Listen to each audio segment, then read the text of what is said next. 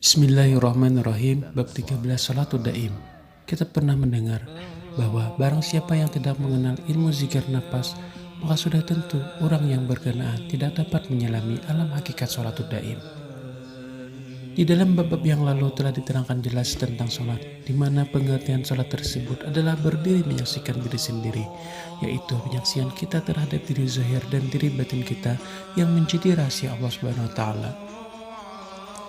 Di sini kita akan membincangkan arti dan cara-cara untuk mencapai martabat atau makam sholatul daim. Sholatul daim bisa diartikan sebagai sholat yang berkekalan tanpa putus, walaupun sesaat di dalam masa hidup seseorang manusia itu, yaitu penyaksian diri sendiri pada setiap masa dan setiap ketika tanpa berhenti-henti, walaupun sesaat di dalam hidupnya. Seperti firman Allah di dalam Al-Quran surat Ma'arij ayat 23. Alladzina hum ala salatihim daimun, yang mereka itu tetap mengerjakan sholat. Jika pada bab yang lalu di dalam sholat, tugas kita adalah menumpukan sepenuh perhatian dengan mata batin kita, menilik diri batin kita, dan telinga batin menumpukan sepenuh perhatian kepada setiap bacaan oleh anggota zahir, dan batin kita di sepanjang sholat kita tersebut tanpa menalihkan perhatian kita ke arah lain.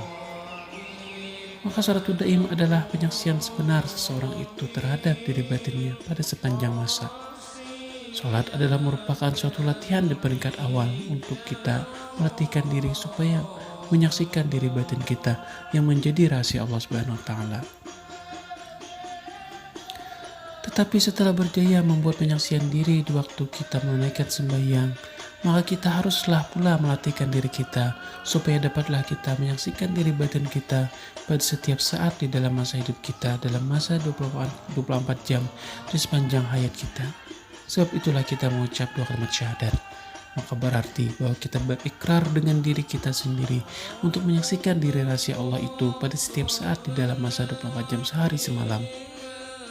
Oleh karena itu, untuk memperhatikan penyaksian tersebut, maka kita haruslah mengamalkan sholatul daim di dalam hidup kita seharian, seperti mana yang pernah dibuat dan diamalkan oleh Rasulullah, para nabi dan wali Allah yang agung.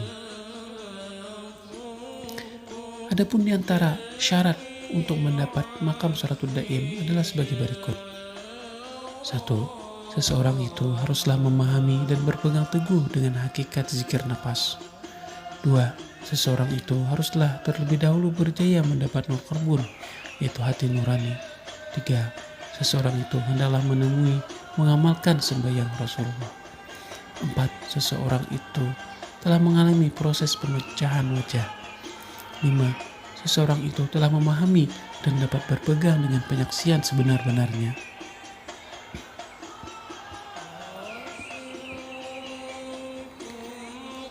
Untuk mengamalkan dan mendapat makam sholatul daim, maka seseorang itu haruslah memahami pada peringkat awalnya tentang hakikat pelakuan zikir nafas, yaitu tentang gerak-geriknya, lepas zikirnya, letaknya, dan sebagainya.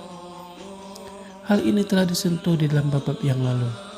Sesungguhnya dengan zikir nafas saja ketulan darah hitam di jantung kita akan hancur dan terpancarlah nur qalbun.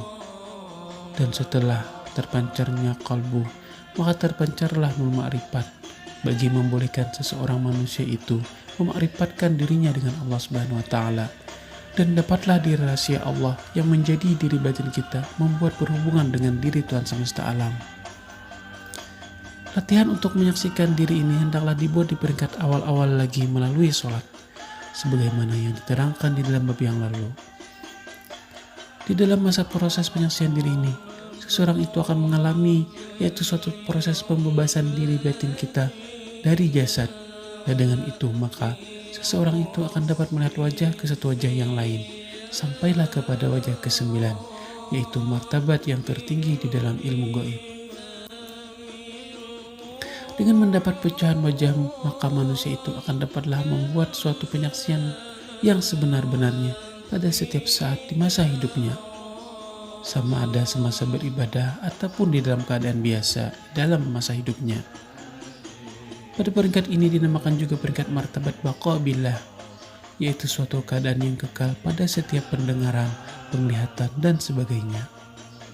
Adapun langkah-langkah yang harus diambil oleh seseorang yang hendak mencapai ke tahap salatul daim, maka seseorang itu hendaklah sering membuat penyaksian terhadap diri batinnya pada setiap masa di dalam hidupnya, di mana mata batinnya senantiasa menilik diri batinnya, dan telinga batinnya senantiasa mendengar setiap perkataan yang dikeluarkan oleh mulutnya. Di samping itu, setiap percakapan itu haruslah pula diikuti oleh anggota lain, seperti di dalam sembahyang. Latihan ini haruslah dibuat selalu tanpa dilengah-lengahkan walaupun sesaat. Sesungguhnya, barang siapa yang berjaya ke makam salatul daim ini, mereka akan dimuliakan di dunia dan di akhirat. Tanpa mencapai ke peringkat salatul daim ini, seseorang itu tidak mungkin berjaya sampai ke peringkat martabat yang tinggi di dalam ilmu gaib. Oleh karena itu, kerjalah agar kamu mencapai tahap salatul daim.